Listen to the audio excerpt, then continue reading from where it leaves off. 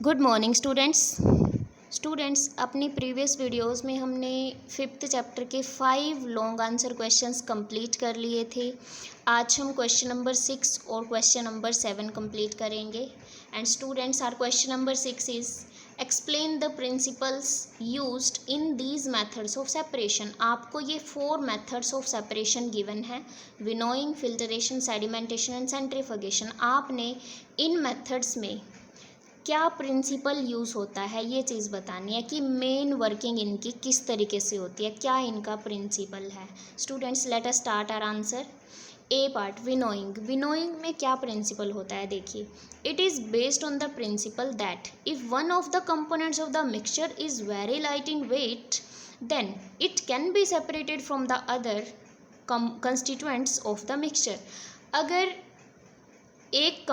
Mixture का एक component दूसरे वाले से हल्का है वेट में, तो हम उसको सेपरेट कर सकते हैं हैवी कंपोनेंट से। इट मीन्स जो भारी कंपोनेंट है।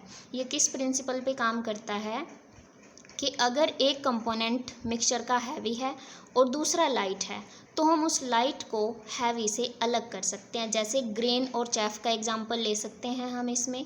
ग्रेन और चैफ का मिक्सचर अगर हम थोड़ी सी हाइट से डालते हैं ज़मीन पर, तो ग्रेन जो है वो अलग हो जाएगा और चैफ अलग हो जाएगा अगर हम एयर ब्लो करते हैं, वहाँ से थोड़ी सी हवा प्रोवाइड करते हैं वहाँ पर। ओके स्टूडेंट्स, तो ये इस प्रिंसिपल पे काम करता है कि हैवी पार्टिकल्स को लाइट पार्टिकल से अलग करने के लिए।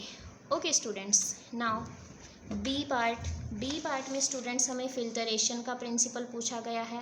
देखिए फिल्टरेशन का प्रिंसिपल क्या होता है। The insoluble solid particles being bigger in size than the holes और pores of the filter paper और strainer can not pass through it. Students अगर हम फिल्टरेशन के प्रिंसिपल की बात करें तो वो क्या होता है, देखिए जो इंसोल्यूबल सॉलिड पार्टिकल्स होते हैं, ऐसे सॉलिड पार्टिकल्स जो सॉल्यूशन में नहीं घुले हुए हैं, इंसोल्यूबल हैं, वो बड़े हैं साइज़ में।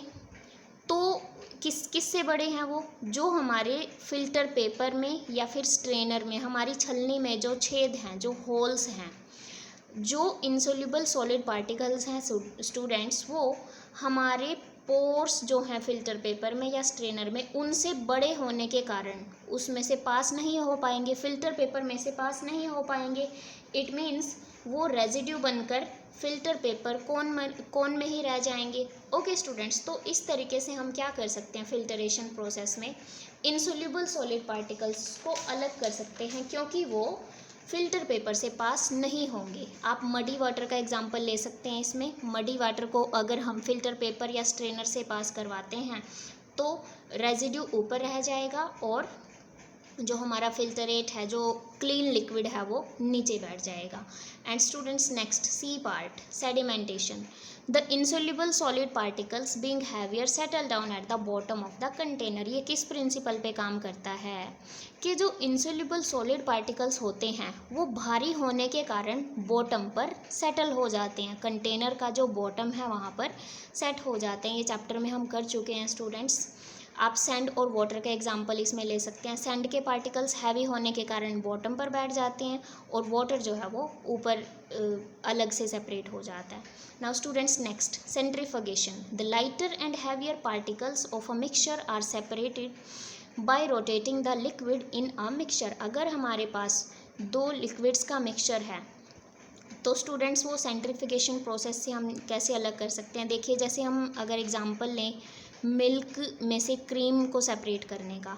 क्रीम हल्की होती है, क्या किया जाता है, मिल्क को एक मशीन में डाल दिया जाता है और रोटेट करवा दिया जाता है। क्या होगा, जो क्रीम है वो हल्की होने के कारण ऊपर फ्लोट करने लगेगी और जो बाकी लिक्विड है वो नीचे रह जाएगा। फिर क्रीम को हम अलग कर लेंगे और बाकी लिक्विड अलग हो जाएगा। इट मीन्स अगर हमें मिल्क से क्रीम को अलग करना है तो कौन सा मेथड हम यूज़ करते हैं, centrifugation. The lighter and heavier particles of a mixture are separated by rotating the liquid in a machine. एक मशीन में हम इसको रोटेट करवा देते हैं, उसके बाद हमारे जो कंपोनेंट्स हैं वो अलग हो जाते हैं। Now next question number 7, draw well label diagram for these methods of separating constituents of a mixture. Students इस क्वेश्चन में आपने क्या करना है सिर्फ डायग्राम की हेल्प से बताना है डिस्टिलेशन प्रोसेस को, डिस्टिलेशन को और फिल्टरेशन को। हमने जब चैप्टर रीड किया तब किया था स्टूडेंट्स, ये एक बार और मैं इसको करवा देती हूँ। ये जो सारे के सारे डायग्राम्स हमने लॉन्ग आंसर क्वेश्चंस में करे हैं स्टूडेंट्स, सारे आपकी बुक्स में अवेलेबल हैं, आप वहाँ से भी हेल्प लेके इनको ड्रॉ कर सकते हैं और आपको बहुत नीटली ये डायग्राम ड्रॉ करने हैं। ओके स्टूडेंट्स, नाउ डिस्टिलेशन का करते हैं हम प्रोसेस। देखिए इसमें क्या होता है, एक डिस्टिलेशन फ्लास्क लेते हैं स्टूडेंट्स हम।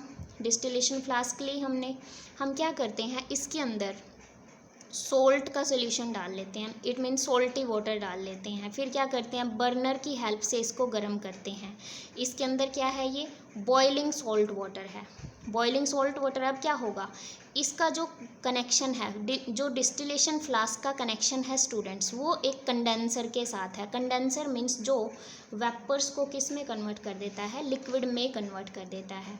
और इस कंडेंसर के साथ दो पाइप्स अटैच्ड हैं, एक तो वाटर आने के लिए, एक वाटर बाहर जाने के लिए। देखिए वाटर इन के लिए ठंडा पानी यहाँ से आता है, कोल्ड वाटर आता है, और ये वाटर फिर साथ साथ बाहर भी निकलता रहता है। वाटर आउट के लिए भी एक पाइप लगी हुई है यहाँ पर।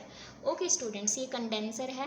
Cold water condenses the vapours, जो इसके वेपर्स बनेंगे स्टूडेंट्स, ये यहाँ से पास होके इस पाइप में से जाएंगे। यहाँ पर ये कोल्ड वाटर कलेक्ट होने के कारण क्या होगा, ये वाटर के जो वेपर्स होंगे ये लिक्विड में कन्वर्ट होके इस अलग बर्तन में हम कलेक्ट कर लेते हैं। ये भी हमारी एक तरीके की फ्लास्क होती है स्टूडेंट्स। ओके, ये प्योर वाटर हमें मिल जाता है। ये है द प्रोसेस ऑफ डिस्टिलेशन, ये हमारी डिस्टिलेशन की फुल प्रोसेस है। ओके स्टूडेंट्स, देखिए अगेन डिस्टिलेशन फ्लास्क में हमने वाटर लिया, सॉल्टी वाटर लिया, इसको हमने गर्म किया तो इसके वेपर्स बन जाएंगे, वाटर वेपर आएंगे यहाँ से, वाटर वेपर यहाँ से पास करवाएंगे कंडेंसर के थ्रू। वो वाटर वेपर कंडेंसेशन प्रोसेस के कारण लिक्विड में कन्वर्ट हो जाएंगे, तो यहाँ पर हमें वाटर अलग से मिल जाएगा और सॉल्ट हमारा यहीं पर बचा रह जाएगा। ये हमारी डिस्टिलेशन प्रोसेस है students. Now next process is filtration. देखिए स्टूडेंट्स, फिल्टरेशन में क्या होता है, ये मैंने पहले भी करवाई है आपको। इसमें हम एक आयरन स्टैंड लेते हैं, हम क्या करेंगे, इस स्टैंड के अंदर एक फ़नल को एडजस्ट करेंगे, फ़नल को यहाँ पर एडजस्ट करेंगे। इस फ़नल में हम फ़िल्टर पेपर कोन रखेंगे, मैंने आपको कोन बनानी भी सिखाई थी चैप्टर के अंदर। जब आप मडी वाटर को इस फ़िल्टर पेपर में से पास करवाएंगे, यहाँ पर ग्लास रोड रख लेते हैं ताकि ईजीली मूव कर सके ये मडी वाटर इसके अंदर से। अब फिल्टर पेपर पर क्या होगा स्टूडेंट्स, रेजिड्यू बचा रह जाएगा और क्लियर लिक्विड जो है वो अलग बर्तन में हम कलेक्ट कर लेंगे। ये क्या है, हमारी funnel fitted with filter paper cone. ये फ़नल है जिसमें फ़िल्टर पेपर कॉन फिट करी हुई है। ये मडी वाटर है, ये क्या है हमारे पास, मडी वाटर है। मडी वाटर को हम फिल्टर पेपर कॉन से पास करवा रहे हैं।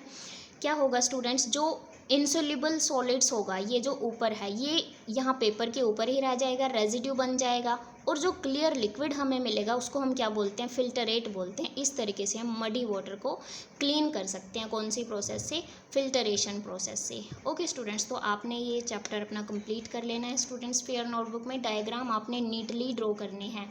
ये भी डायग्राम आपका बुक में ही गिवन है, पेज नंबर 50 पे गिवन है ये आपको। ओके स्टूडेंट्स, वहाँ से भी आप हेल्प ले सकते हैं। Complete your notebook and thank you.